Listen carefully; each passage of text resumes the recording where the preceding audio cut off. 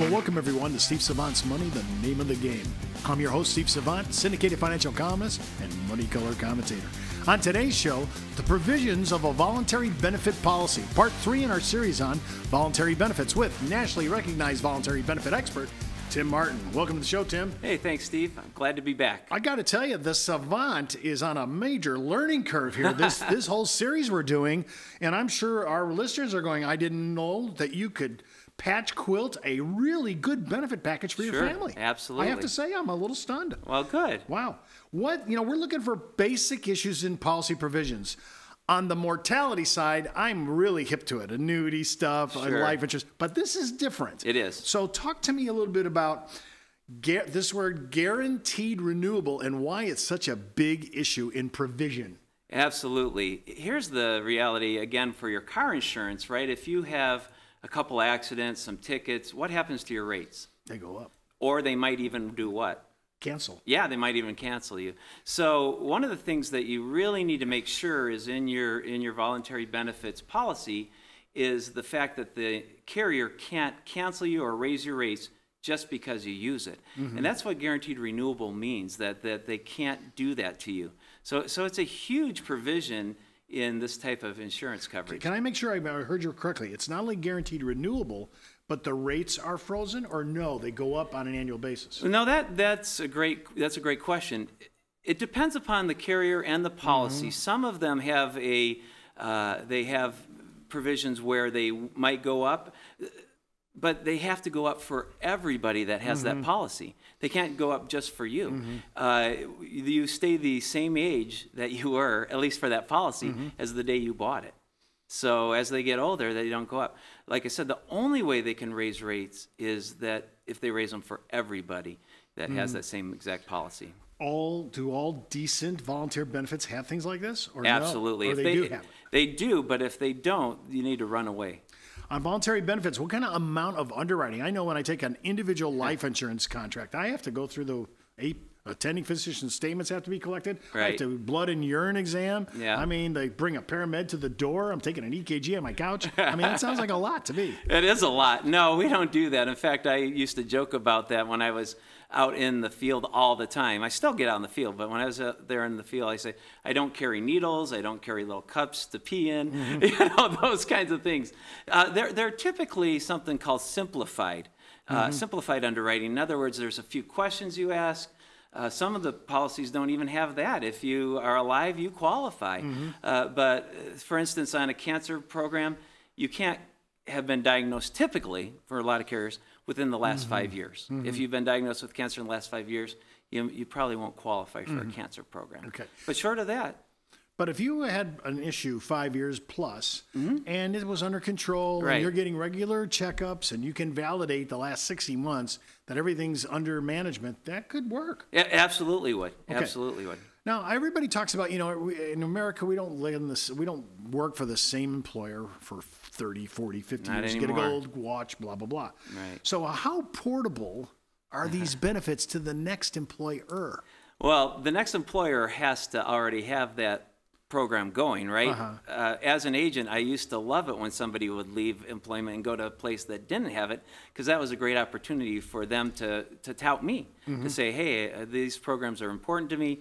Let me get you in touch with my agent. But a lot of these programs, you don't have to put into an employer situation. Once you leave your current employer, you can pay for them on your own.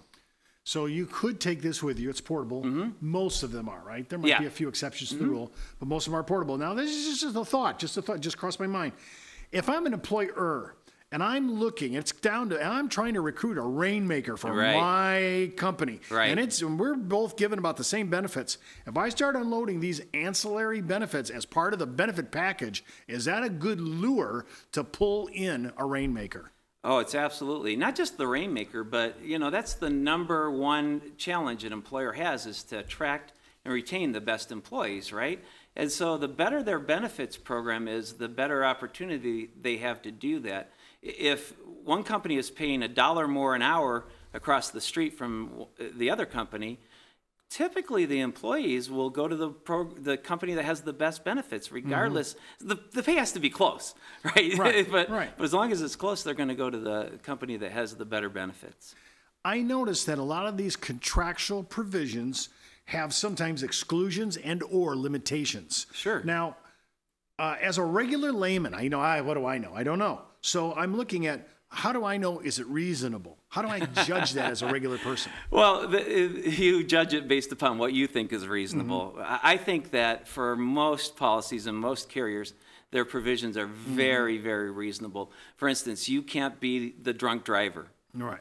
If you're in the car with a drunk driver, as stupid as that was to do that, the program will still pay you if you're not the drunk driver. If you get shot in the commission of a felony or get injured in the commission of a felony, it's not going to pay, those kinds of things. So I think they're very reasonable, but you have to judge for yourself. Well, I would say that Mother was right. Bad associates, right? Bad company corrupts good morals. Okay. Right. Look back periods. Now, this is the one that gets a little, in my view, iffy understanding. Sure. I got a guaranteed issued policy. Right. But there might be a look back period. Talk a little bit about that just to clear that up. Yeah, absolutely.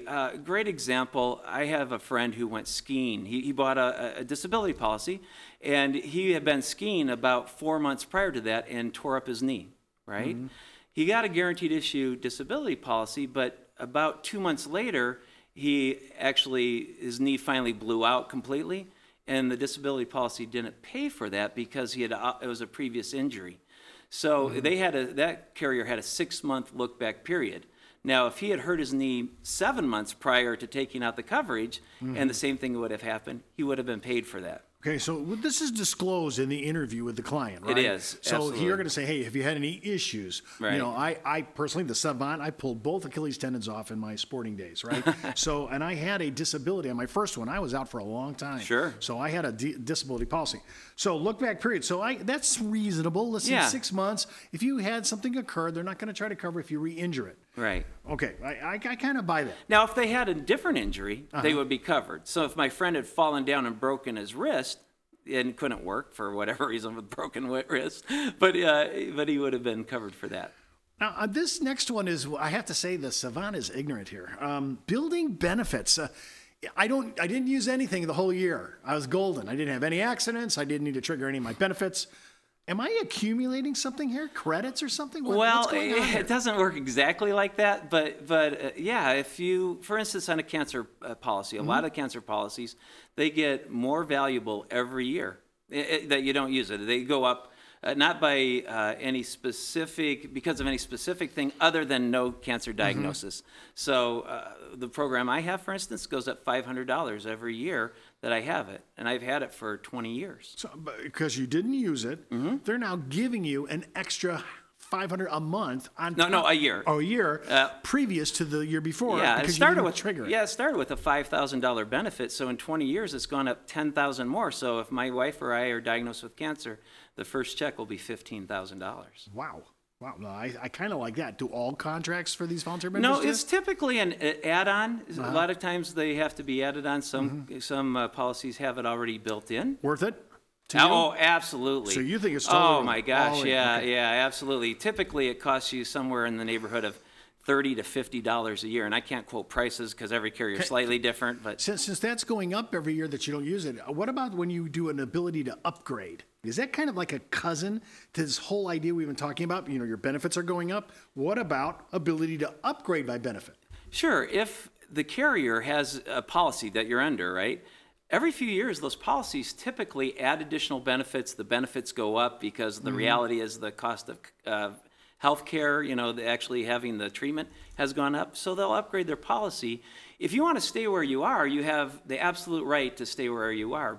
If you want to get the new and improved program, or if you're on disability and your income has gone up, right, then you have the ability to do that. Do I have to go through medical underwriting? No, not at all. I love that. Now, here's the one I've saved till last, because this is totally worth talking about in a consumer show like this. I know this sounds awfully unbelievable. Return of premium. I shelled out all this premium. I never used it, right? Right. And everybody I used to know, I shelled out all this insurance premium.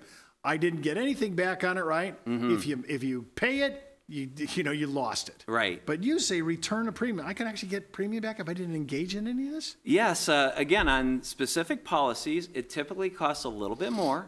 But I think it's totally worth it, because at the end of the day, if you go, it's typically an extended period of time, like 20 years. I've been on my insurance policy, my cancer policy, for 20 years. If I want to cancel that policy today, I'll get back every penny I've paid into it.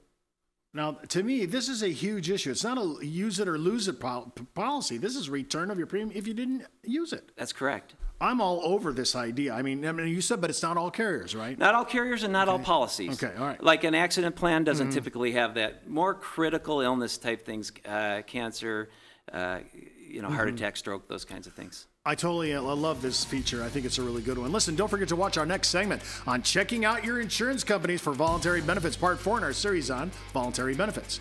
And keep in mind, before moving forward with any of the ideas on our show, always check with your tax consultant, legal counsel, or financial advisor.